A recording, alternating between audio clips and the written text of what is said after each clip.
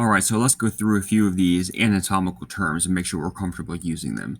So as a reminder, all these terms are going to be relative to this anatomical neutral or anatomical position. So anterior means toward the front and posterior means toward the back. You probably already knew that. So we could say that the nose is on the anterior side of the body, or we could say that the ears are anterior to the skull, or we could say that the hamstrings are posterior to the quadriceps. So, and lateral means toward the outside, medial means toward the middle. So in this anatomical neutral position, we would say that the thumbs are on the lateral part of the body, or we could say that the index finger is lateral to the pinky finger, or we could say that the big toe is medial to the second toe, or we could say that the sternum is medial to the arm. And superior means toward the top, and inferior means lower, or really superior means higher, and inferior means lower.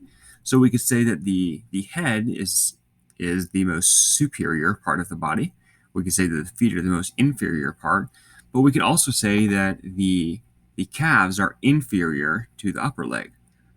Or we could say that the lower leg is superior to the foot. So even though we could maybe say that the lower leg is on the inferior part of the body as a whole, it is still superior to the foot. And then proximal and distal, these are a little more tricky, but proximal basically means closer to the middle. So the middle is kind of this, like the base of the sternum, xiphoid process area as a whole. And distal means further away from the middle. And these mostly are in relation to joints. So we would say that the hand is distal to the arm, or we could say that the thigh is proximal to the foot.